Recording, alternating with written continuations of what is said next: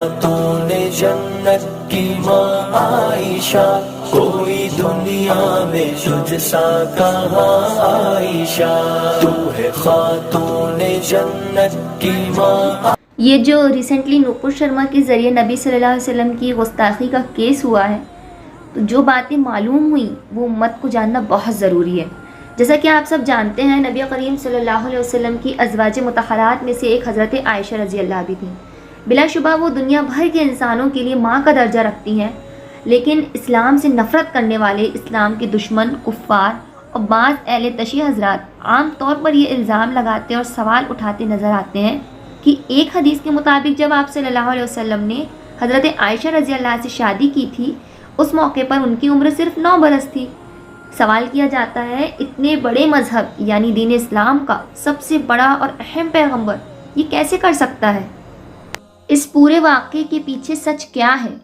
یہ ویڈیو مکمل طور پر دیکھنے کے بعد آپ جان جائیں گے، سمجھ جائیں گے کہ اس پورے واقعے کے پیچھے آخر سچ کیا ہے، اور اس واقعے کے تمام حقائق آپ کے سامنے کھل کر بیان کر دیے جائیں گے۔ تو آئیے دوستو، وقت ضائع کیے بنا آگے بڑھتے ہیں۔ حضرت خدیجہ رضی اللہ کے بعد آپ صلی اللہ علیہ وسلم نے حضرت سودا سے نکاح کیا تھا، لیکن اس کے بعد آپ صلی اللہ علیہ وسلم نے حضرت عائشہ رضی اللہ سے نکاح کیا تھا جب وہ 6 سال کی عمر کی تھیں، اور رخصتی ہوئی تھی جب وہ 9 سال کی تھیں۔ حضرت عائشہ رضی اللہ حضرت ابوبکر صدیق کی بیٹی تھی۔ جس طرح اللہ تعالیٰ نے حضرت مریم کے پاس فرشتہ بھیجا تھا اور اس نے آ کر خوشخبری دی تھی کہ اے مریم، اللہ نے تجھے چن لیا، بالکل اسی طرح نبی صلی اللہ علیہ وسلم کو خواب میں دکھایا گیا تھا۔ جبرائیل علیہ السلام حضرت عائشہ رضی اللہ کو ریشم میں لپیٹ کر آپ کے سامنے انہوں نے پیش کیا تھا۔ یہ اللہ کے حکم سے نکاح ہوا تھا۔ اس میں وہ ساری خرافات اور باتیں کہ اتنی چھوٹی لڑکی سے شادی کر لی اور پھر رخصتی ہوئی اور پھر کیا ہوا اور کیوں ہوا، اس میں حضرت عائشہ رضی اللہ کی بھی رضامندی شامل ہے، اور اللہ تعالیٰ کی طرف سے حکم بھی ہے، اور جبرائیل علیہ السلام آپ کو دکھا بھی رہے ہیں۔ یہ سب اللہ کا فیصلہ ہے، اور 9 سال کی عمر میں وہ اتنی میچیور ہیں کہ وہ بڑی بڑی عمر رسیدہ خاتون کو بھی پیچھے چھوڑ جاتی ہیں علم و حکمت میں۔ اور پھر آپ دیکھیے کہ چونکہ حضرت ابوبکر رضی اللہ کی بیٹی ہیں، اور آپ کو معلوم حضرت ابوبکر رضی اللہ کون ہے؟ حضرت ابوبکر رضی اللہ مکہ کے ان گنے چنے چند لوگوں میں سے تھے جو پڑھے لکھے تھے، لٹریٹ پرسن تھے، انٹلیکچوئل پرسن تھے مکہ کے، اور انہی سے ان کی بیٹی نے بھی پھر آگے لکھنا پڑھنا سیکھا تھا۔ یہ آج کی اصطلاح میں انتہائی اعلیٰ تعلیم یافتہ گھرانہ تھا، جس کی ایک بیٹی پیغمبر کے نکاح میں آ رہی ہے۔ عورتیں تو اور بھی بہت تھیں، حضرت عائشہ سے ہی نکاح کیوں اور اسی عمر میں نکاح کیوں؟ یہ ہم سب جانتے ہیں کہ زندگی کے ابتدائی سال سیکھنے کے لیے انتہائی مفید ہوتے ہیں۔ کہتے ہیں نا کہ چھوٹے بچوں کا جو ذہن ہوتا ہے وہ اسپنج کی طرح ہوتا ہے، ہر چیز جذب کرتا چلا جاتا ہے۔ جتنی بھی اور خواتین تھیں حضرت عائشہ رضی اللہ کے علاوہ، وہ سب پہلے سے شادی شدہ تھیں، یا پھر میچیور تھیں، یا پھر ان کا ایک طریقے سے ذہنی سانچہ بن چکا تھا، جبکہ حضرت عائشہ رضی اللہ نے دور اسلام ہی میں آنکھ کھولی۔ ابو بکر رضی اللہ جیسے والد کو پایا، جو کہتے ہیں کہ ایک دن ایسا نہیں گزرتا تھا کہ جب میں نے آپ صلی اللہ علیہ وسلم سے ملاقات نہ کی ہو۔ حضرت عائشہ رضی اللہ کہتی ہیں کہ ایک دن ایسا نہیں گزرتا تھا کہ آپ صلی اللہ علیہ وسلم ہمارے گھر نہیں آتے تھے۔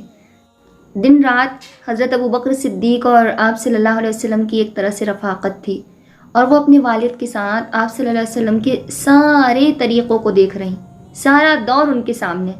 پھر جب وہ نکاح کے بعد آپ صلی اللہ علیہ وسلم کے ساتھ آتی ہیں تو دن اور رات آپ کے ساتھ، ایک طرح سے مسجد نبوی کے ساتھ حجرہ ہے، سب کچھ سیکھ رہی ہیں۔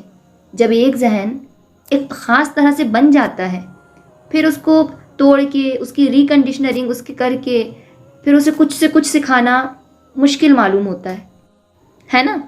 اور ایک بچہ اگر ایک خاص انداز میں بچپن سے ہی سیکھتا چلا جاتا ہے تو جتنا وہ یاد رکھ سکتا ہے، جتنا وہ محفوظ کر سکتا ہے، وہ کوئی نہیں۔ دونوں میں فرق ہے نا، ماحول کا اثر ہوتا ہے۔ اسی لیے کہتے ہیں کتنی بے شمار حدیثیں ہیں جس میں حضرت عائشہ رضی اللہ سوال کر رہی ہیں آپ صلی اللہ علیہ وسلم سے، کویشچن کر رہی ہیں، اور پھر لوگ حیران ہوتے ہیں کہ آپ کے پاس اتنا علم کہاں سے آیا؟ وہ سب کچھ انہوں نے اپنے والد سے سیکھا تھا، اور کچھ آپ صلی اللہ علیہ وسلم سے، اور کچھ ان لوگوں سے جو آپ صلی اللہ علیہ وسلم کے پاس آیا کرتے تھے، مختلف طرح کے وفد وغیرہ۔ ان سارے علم کے ساتھ اگر یوں کہا جائے کہ علم نبوت کی اصل وارث حضرت عائشہ بنی تو یہ مبالغہ نہ ہوگا۔ مرد حضرات کو بھی آپ صلی اللہ علیہ وسلم سے سیکھنے کا موقع ملا، لیکن اتنے مواقع نہیں ملے جتنے مواقع حضرت عائشہ رضی اللہ کو ملے۔ یہ دن رات آپ سے سیکھتی تھیں کیونکہ حجرہ ساتھ تھا مسجد کے۔ اگر آپ میں سے کسی نے دیکھا ہو مسجد نبوی کو موجودہ دور میں بھی تو دیکھا ہوگا ممبر اور آپ کے کمرے میں کتنا فرق تھا۔ لہٰذا آپ جب باہر لوگوں سے ملاقات کر رہے ہوتے تھے، کچھ سکھا رہے ہوتے تھے، تو اندر سیکھ رہی ہوتی تھیں سب کچھ، اور انتہائی ذہین تھیں، لکھنا بھی جانتی تھیں، پڑھنا بھی جانتی تھیں۔ اسی لیے آپ کے بعد تقریباً 48 سال تک، گویا نصف صدی تک، عورتوں کو اور مردوں کو سکھانے کا کام حضرت عائشہ رضی اللہ نے کیا۔ اس میں ایک دو کوٹیشنز میں آپ کو ریفرنس کے ساتھ بتاؤں گی۔ حضرت عروہ بن زبیر وہ کہتے ہیں، میں نے حضرت عائشہ رضی اللہ سے زیادہ قرآن اور فرائض، حلال اور حرام، شعر و ادب کی تاریخ اور ان کے حسب و نسب کو جاننے والا کسی اور کو نہیں پایا۔ پھر اسی طرح حضرت عائشہ بنت طلحہ کی روایت کے مطابق قان الناس یاتونہا من کل مصر، کہ لوگ حضرت عائشہ رضی اللہ کے پاس ہر شہر اور علاقے سے فیضیاب ہونے کے لیے آیا کرتے تھے، یعنی صحیح معنوں میں نبی صلی اللہ علیہ وسلم کی علم کی وارث ہے، کہ جن سے پھر علم مختلف علاقوں اور شہروں سے لوگ آ کر سیکھ